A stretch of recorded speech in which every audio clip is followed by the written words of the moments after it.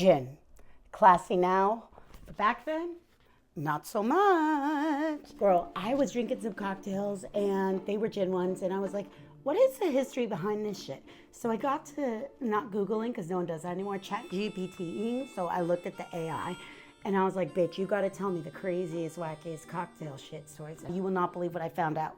I found 3 wild stories around some cocktails, and I'm gonna show you how to make those, and I'm gonna try them and see like if they're even any good. We are gonna go back to the 1700s in England. Shit was crazy there. It was basically like it is today in America, you know? No equal rights, no good health care. Everybody wants to get drugged up to escape. I don't blame them. Women were selling their children for gin. They even called it, what did they call it? What? Hold on, my notes. They called it the mother's ruin. And it earned that name. Even when they banned gin, they would try to make it in the bathtub, and they ended up going blind. It's wild. From riots to deaths to monkey testicles, it was a fucking wild time. But enough of this. Let's get into these cocktails. This one is what I call the monkey testicolina. I would say the monkey testicle, but that's just gross. Or the monkey gland. I guess that's what it's actually called. The year is 1920. Oh wait, let's just put this up here. We're just gonna be real. Okay, the year 1920 something.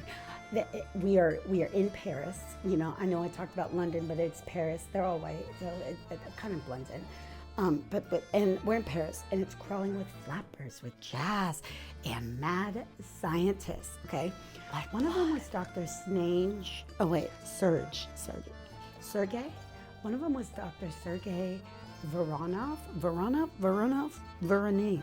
Yes. He believed he found the cure to eternal youth. Oh my God, give me that shit. Where is it? He said that the cure to eternal youth is surgically implanting monkey testicles. What?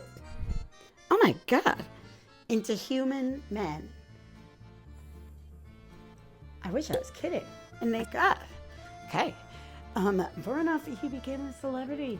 All these old men started lining up. They're like, give me the fucking monkey balls. I want to be young. I'm tired of being old. I get it. Especially back then, before they had Botox. Like, what do you do? You know? In response, what did the Parisian bartenders do? They decide to whip up a drink that is super strong, and it's made of gin. And they call it the Monkey Gland, in kind of a, like, I don't know, honoring this fucking chaos during that time.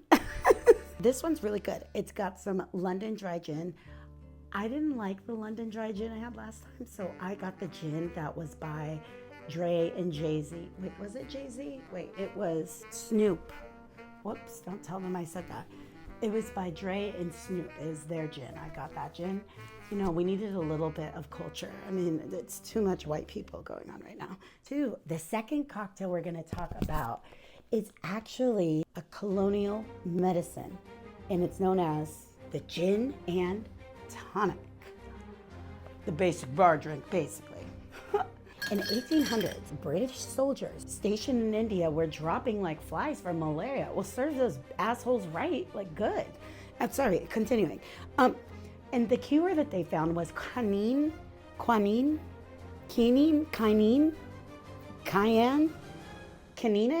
It's found in tonic water. There you go.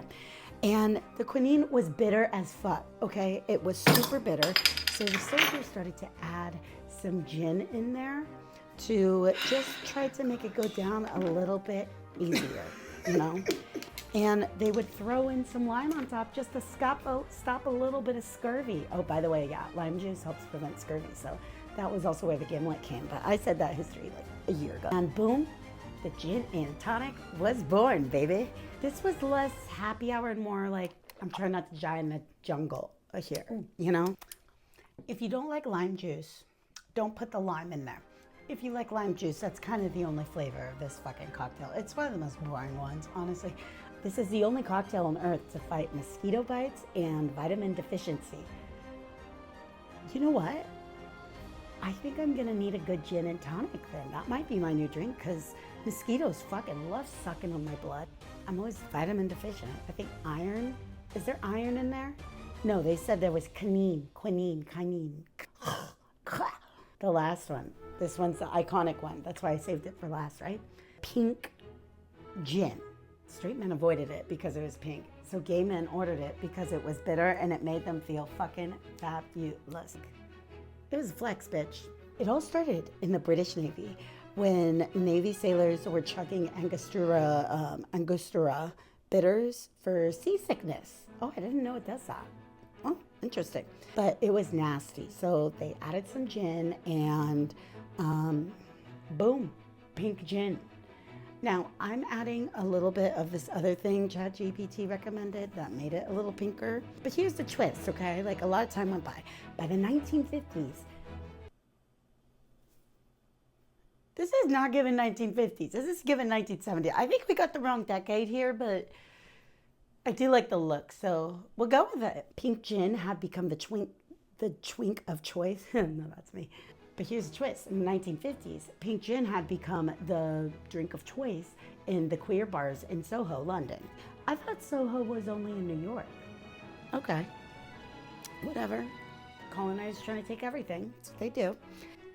It was refined, bitter, and pink. Everything the patriarchy hated. You know? Drinking one in public was a low-key gay flex. In fact, British spies reportedly clocked each other by learning about each other's drinking orders. Ooh, that's rough. So whether you're dodging malaria, chasing eternal youth, or just sipping coated cocktails in secret, gin has always been a little dramatic.